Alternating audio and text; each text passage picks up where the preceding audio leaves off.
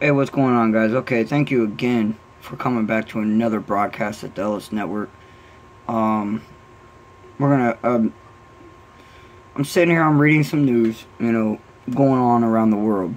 And I come across this article from BBC News, and it was posted 7 hours ago. And this is something that we don't normally talk about on my channel. And I figured that I should just go ahead and bring this out.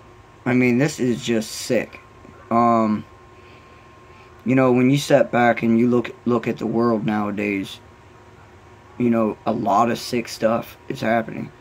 Pure evil sits in people's brains and their hearts, and people lead everyday life with evil in their minds and in their hearts.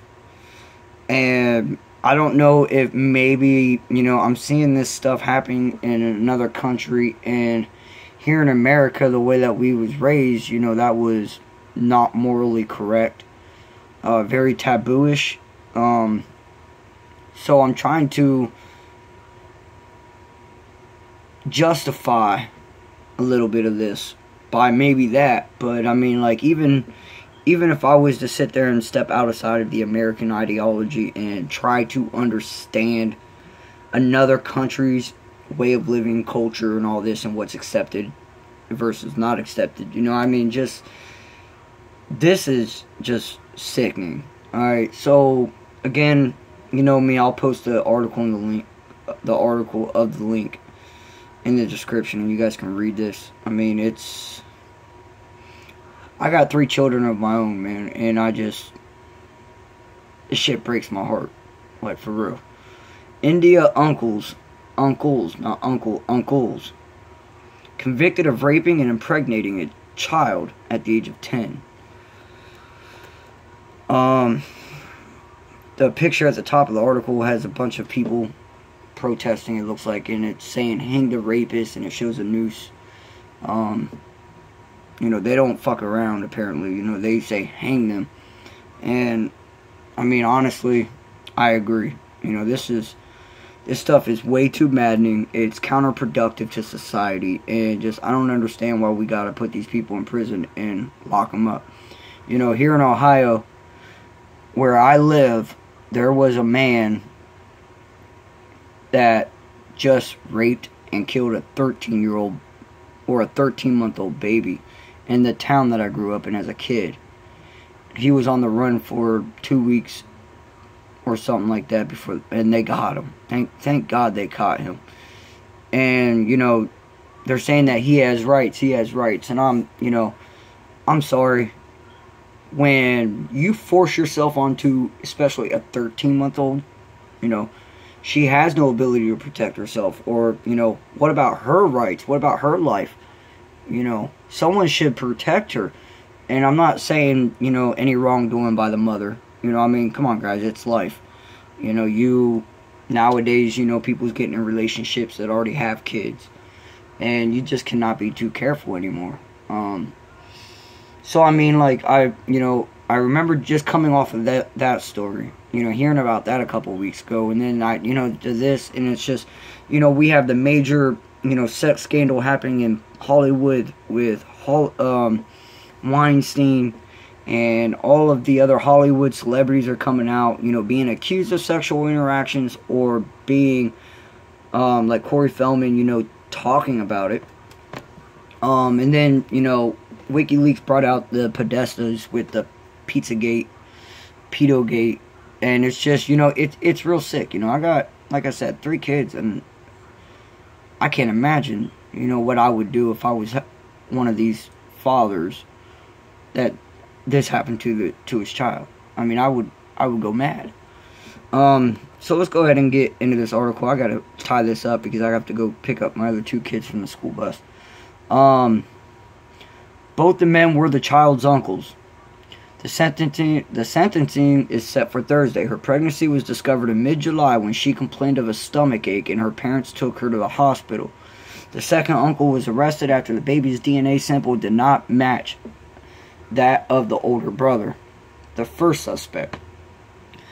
The final arguments was completed by the defense on Monday. On Tuesday, the two men were declared guilty in court.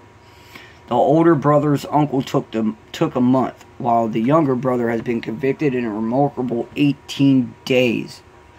BBC Punjabi's Arvind Kharaba. I'm sorry, these Indian names and Middle Eastern names are very hard to pronounce.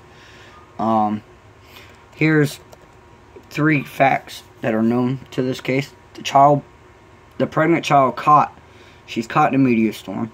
No abortion for the 10-year-old rape victim, and we'll get into that here in a second. And raped girl's baby was fathered by the uncle. I mean, that's pretty much facts in this story.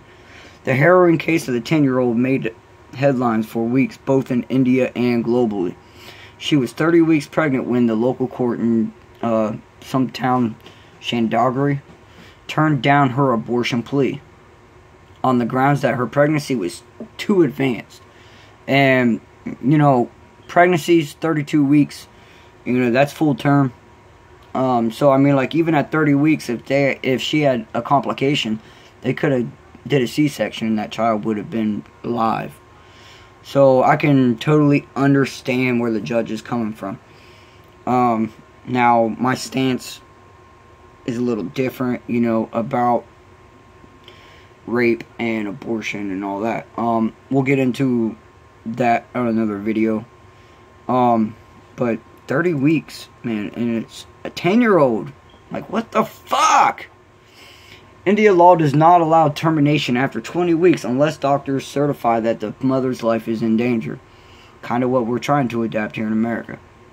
The girl was not aware of her pregnancy, and she told her bulge was because she had a stone in her stomach. She gave birth in August, and the baby was given away to child welfare authorities for adoption.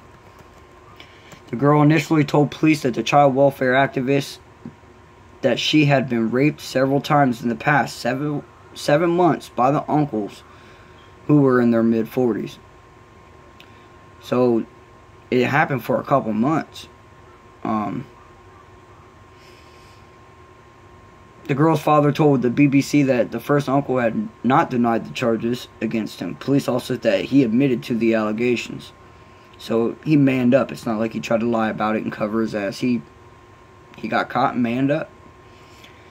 But after the DNA test results did not link him to the baby, police began searching for more suspects and arrested the second uncle in December. A DNA confirmed that he was the baby's father. So the younger uncle of the two, he happened to be the father of this 10-year-old rape victim. And then we get into, there's a photo here that shows, you'll see it. India is home to 400 million children. That's a lot of children. The country's courts have received several petitions in recent months. Many child rape survivors seeking permission to abort. In most cases, these pregnancies are discovered late because the children themselves are not aware of the condition. In September, a 13-year-old girl was given court permission to terminate her pregnancy at 32 weeks. The boy she was carrying was born alive in Mumbai, but he died 2 days later. In May, a similar case was reported from the northern state of Haryana, where a 10-year-old allegedly raped by her stepfather was allowed to abort. She was about 20 weeks pregnant. Again, I'm going to post an article in the description for you guys to read this. Here's some facts that's coming out from the Indian government about child abuse, sexual child abuse. And what I just told you guys about 400 million children or in India, keep that in mind when I read these off to you. A child under 16 is raped every 155 minutes. That's every 2.5 hours almost. And a child under 10 every 13 hours. More than 10,000 children were raped in 2015. 240 million women living in India were married before they turned 18. Alright, here we go. 53.22% of children who participated in a government study reported some form of sexual abuse. That's more than half. That's a little more than 200 million children under the age of 16. 50% of the abusers are known to the child or are persons in trust and caregivers.